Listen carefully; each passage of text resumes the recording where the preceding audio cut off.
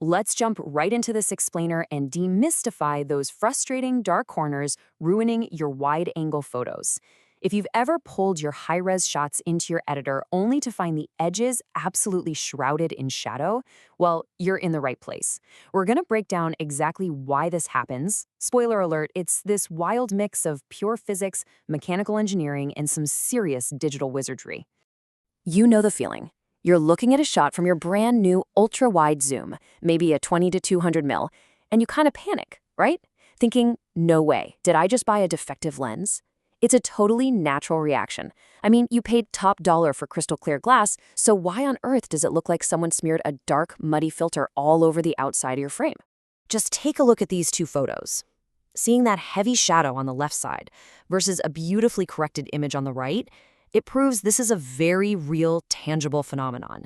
But deep breath, I assure you, your gear is perfectly fine.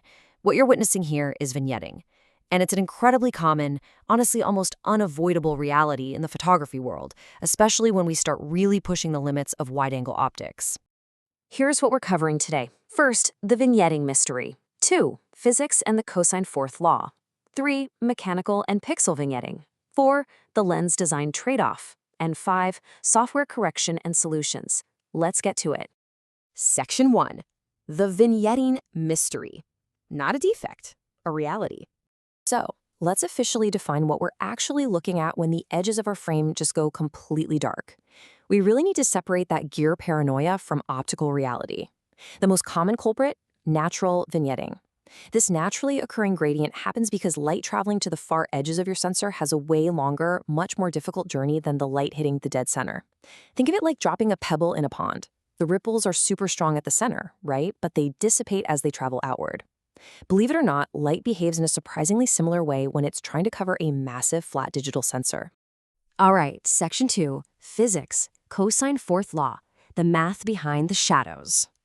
Now, let's get into the hard science. We really wanted to focus on the why here, with some solid formulas, because this whole phenomenon is strictly governed by a mathematical rule called the Cosine Fourth Law. For those of you who love a good formula to explain a real-world problem, you are going to love this one. This elegant little equation on the screen tells us that the brightness of an image at the edges is directly proportional to the cosine of the angle of the incident light raised to the fourth power. What does that mean for us? Well, the crucial point is that if the light hits the edge of your sensor at, say, a 30-degree angle, the brightness drops to just 56% of the center's illumination. That's literally nearly half your light completely vanishing purely because of geometry. And this diagram perfectly illustrates what that angle, theta, actually looks like inside the lens barrel as light spreads out to cover a full-frame sensor. Notice how the light hitting the dead center travels in a perfectly straight, direct line. Easy journey. But look at the red lines pointing to the edges. They have to come in at this steep, dramatic angle. Because they're hitting the sensor obliquely, the energy is just spread way thinner. And that right there is exactly what causes that noticeable drop in brightness. This directly explains why your 20mm focal length suffers heavily from dark corners, while simply zooming in to 200mm straightens those light rays out and completely clears up the issue. A 200mm telephoto acts almost like a focused laser beam, sending light straight back, perfectly perpendicular to the sensor. A 20mm ultra-wide, though, it has to violently bend and stretch that light to extreme angles just to capture the wide seam. And boom, that triggers the harsh mathematical reality of the Cosine Fourth Law. Moving on to Section 3, Mechanical and Pixel Vignetting, Physical Roadblocks for Light. Beyond the pure math, we also have to deal with literal physical obstacles, both inside and outside the camera, that just block the light. Sometimes the light isn't just spreading thin, it's literally hitting a brick wall. Whether it's that steep angle hitting your sensor's microscopic microlenses, or maybe you've got a stack of thick UV filters on the front of your glass, these mechanical blockers essentially starve the edges of your image. We call this mechanical and pixel vignetting. Now, pixel vignetting is actually super fascinating. Think of digital sensors like millions of tiny deep buckets. Light coming straight down goes right in. But angled light, it hits the walls of the bucket and just gets completely lost. Take a close look at the diagram here showing optical vignetting. When you're shooting wide open at, say, f3.5, the sheer length of the lens barrel and those wide aperture blades physically block off excess light from reaching the edges.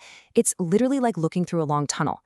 And this is exactly why simply stopping down your aperture to f8 dramatically improves the vignetting. You're narrowing the tunnel, cutting out the blocked light, and utilizing only the best, straightest light rays hitting the dead center of the glass. Section 4.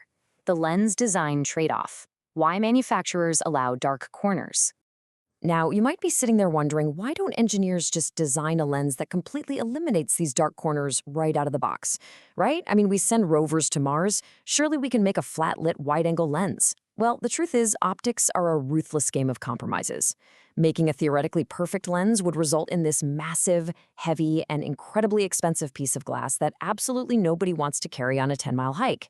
To capture a 20-millimeter field of view without any dark corners, the front element of the lens would have to be comically large just to gather enough edge light to beat the physics we just talked about. And this is exactly why a lens like the Sigma 20-200mm shows severe darkening at 20 millimeters compared to, say, the Tamron 28-200. That extra 8 millimeters of width comes with a really harsh physics penalty. But here's the thing, Sigma intentionally designed it this way.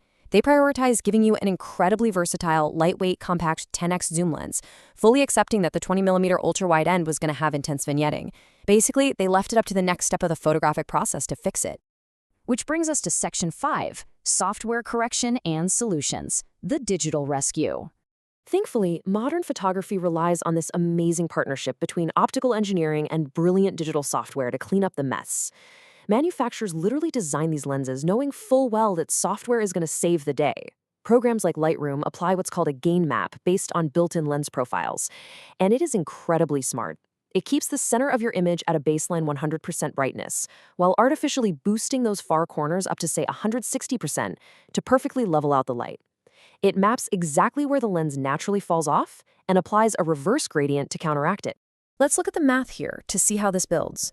If the corner brightness mathematically drops to 60% because of that Cosine Fourth Law we talked about earlier, the software simply multiplies those corner pixels by 1.67 to force them back up to a perfect 100. It reads the specific metadata of your shot, the lens make, the focal length, the aperture, and it applies the exact mathematical antidote automatically. However, as we all know, there is absolutely no free lunch in photography. Forcing those dark pixels to be brighter inherently magnifies the digital noise, and it slightly reduces your dynamic range right at the edges. When you multiply that brightness by 1.67, you are also multiplying the noise grain by 1.67.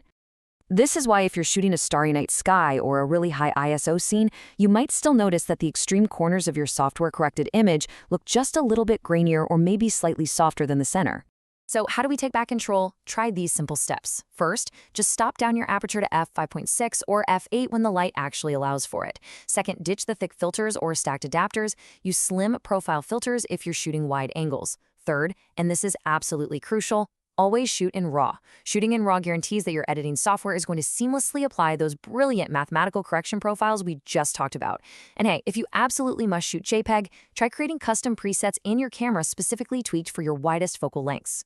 So I leave you with this provocative little thought to ponder before your next shoot. Do you personally value pure optical perfection at the massive cost of your back, your neck, and definitely your wallet? Or do you just embrace the magic of modern digital correction, understanding the formulas behind how light travels, bends, and sometimes totally fails to reach the edges of our sensors? It honestly makes us so much better equipped to handle the tools in our hands. Thanks for joining me on this explainer, and keep exploring the incredible science behind your shots.